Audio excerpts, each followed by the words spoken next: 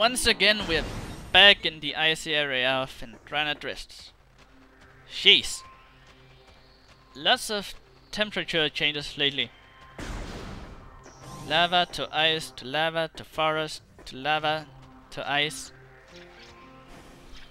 It's a crazy part of the game, man. I tell ya. It's a crazy part. It's crazy as balls. Now that we have acquired the double jump, it is possible to completely skip the rooms over there and just jump up that way. But that is not the way we want to go. We are going to investigate the temple over there. And this is not how you're supposed to do this. But it's how my brother and I did it for the longest time, because we didn't know how the proper way was. So, come on. Nope. It's a pretty tough jump to make. And I guess it's reasonable considering you're not supposed to make that jump. Because this is how you're supposed to do it. The easy way. My brother and I just never noticed that. Because we suck. And, nope. Stop getting in the way of my charge beam. I just wanted to not waste a missile. That guy just had to be in the way. Right in here. Hello there, baby Shiga. No mercy. No mercy. You are going down. Those guys really are pretty easy when you know what you're doing. And right here we have another ice enemy. And like with the other ice enemies we have seen so far, this is a missable scan. Once we're done with this place, they will be completely gone from this room. They will show up at a later time in another room, but they'll disappear from that room as well, and I should probably take out these guys. Or at least that guy, because I knew he was close to being in the way. Take these guys out. Pick up the energy, because I lost a lot more energy than I wanted to. Now we have a lot of fancy Choso stuff and a big statue that I don't care to scan. I want to scan this. A Choso shaman. Alright, let's go ahead and scan some of these. A Choso architect. Choso philosopher. Choso shaman. And yes, that red text saying brimstone indicates that you can destroy it with missiles. Every explosive you have in this game has a material that it can destroy, and only that explosive can destroy it. So even though some of the explosives are clearly more powerful, at least I'm pretty sure that they can't destroy it. For the most part, once you get a new explosive, everything you see is going to require use of that. So I'm not even sure if anything brimstone can be destroyed with well, another thing. Another thing entirely, but not really. Not something that's gonna be relevant for this right here. You know, this thing. The wave beam. Yes. Finally another beam weapon. But not before. Stop attacking in cutscenes.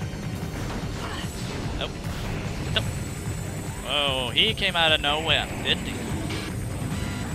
Well, not so much out of nowhere. I hate it when people say, that guy came out of nowhere. And I'm just like, no, he was right there. So, this is, well, pretty simple. You're gonna be fighting two of these baby Shigas at a time. And if you learned how to take them out by now, they're not really gonna be a problem, really. There's some of the bigger and meaner enemies at this point in the game, but still, it's pretty easy. Come on, let me hit you. Ow. Do you just have a harder shell, or am I just being bad at killing you? Oh dear.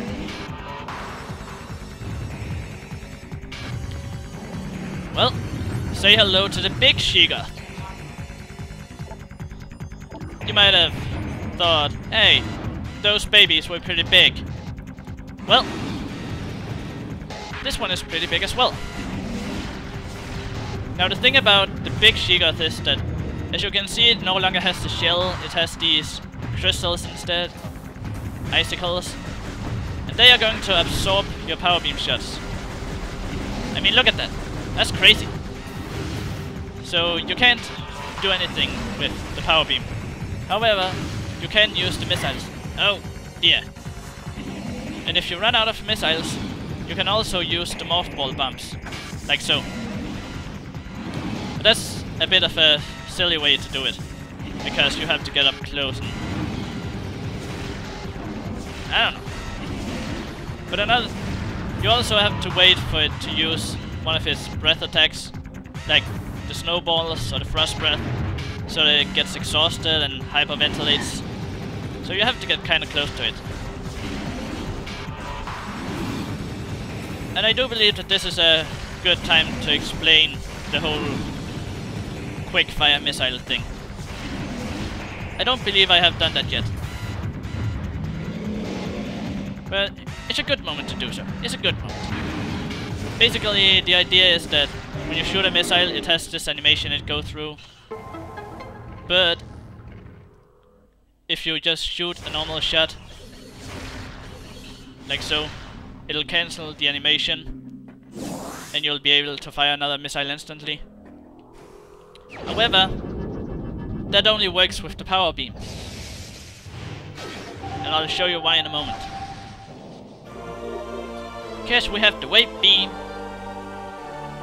Okay, that just sounded stupid. It just sounded stupid. But yes, with the wave beam, you can see the arm cannon changes. And if you shoot a missile and then proceed to shoot, it'll go through the animation of going into wave beam mode, which with the power beam goes much faster. So basically, if you want to quick fire away, use the power beam.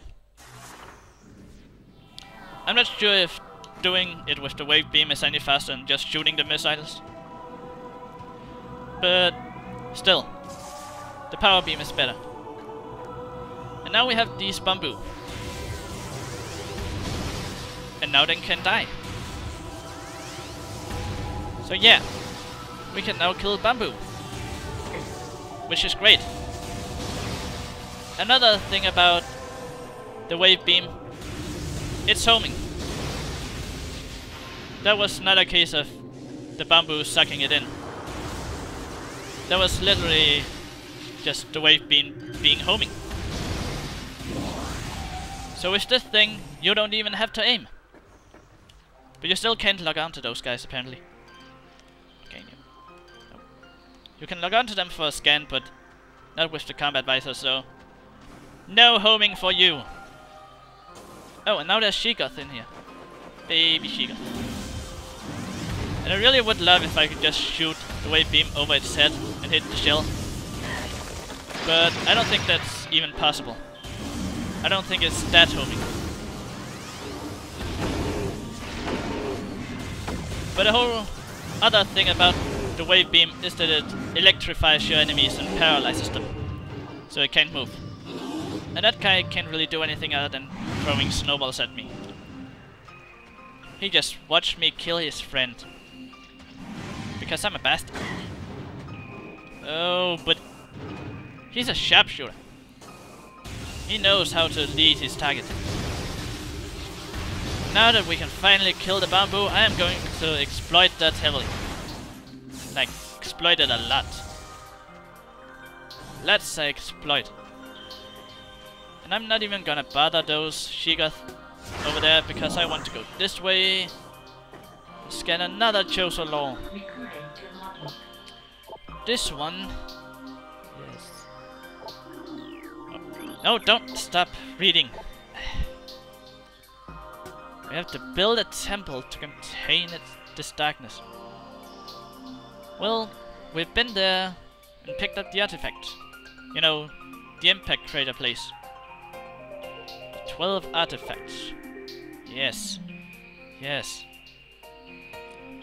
That's another thing about the Chosen Law. I feel like they repeat this whole 12 artifacts thing and Cypher temple place. They repeat that a bit. Like, a bit too much. Eventually the pirate data will sort of follow that train of doing, but that's another thing for another day. Or another time, just... I don't know. It may be the same day. Who knows? Right here we have a... Was it a stalactite? I think it was.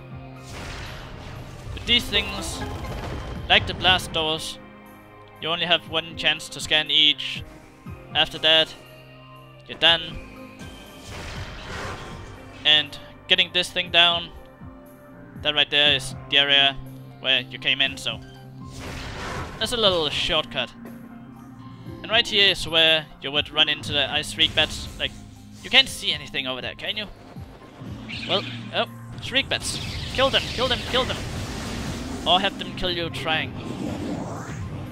And now, if you keep going and pick up that one item, you can never get them again.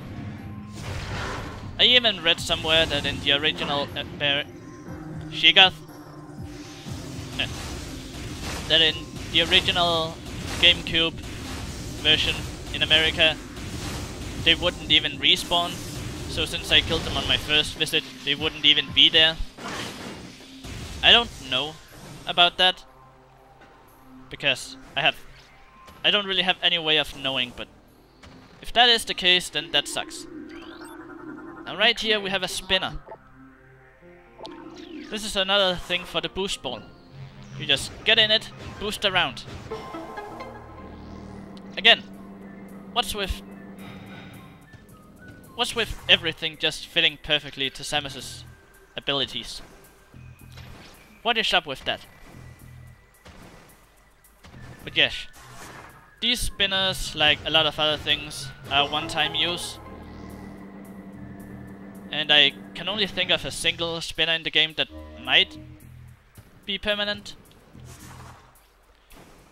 I mean, it is permanent, but it might say something else than this is a spinner. I'm not sure. I'll see when I get to it. But at the very least, this morph ball bomb slot right here. Since this is a timed platform thingy, this one is going to reactivate if you let the water go away. And these flicker bats might get in the way here. But I got a double jump, so that's okay. That is okay. Hey, get in the hole. Then make sure you don't go in the corner, because that's how you get out. Yes. But I'm not sure if that morph ball slot stays active forever. Because there's this right over here that allows you to get back up once you get that upgrade. So after you get that upgrade, you might be able... this one might be closed forever. But I don't see why it would. It's just more like a shortcut. But really, morph ball bomb slots aren't that uncommon. And you really should have scanned one by now, so... I don't know why that is even a thing that needs to be pointed out. How about we just say it isn't? Those flicker bats are really annoying, just because they do damage. Right here we have a locked door. Can't really do anything about it right now. So not even gonna bother with it, I guess. We're just gonna jump on over here because shit is about to get real. And I do believe there is a computer you can scan. That one. Yes, disable. And there's... Oh, scan the space pirate. Damn it. I really want to scan this guy because he's actually a shadow pirate. Nope. Get out of... Stop. Yeah, so I just tried to quick fire missiles with the wave beam and that didn't really work out. So yeah, now you know why not to do that. And killing the turrets with a charged wave beam shot is going to make them go crazy. Which is kind of funny, but not really all that helpful. But alas. Or whenever you use that word. We're about to play with some space pirates.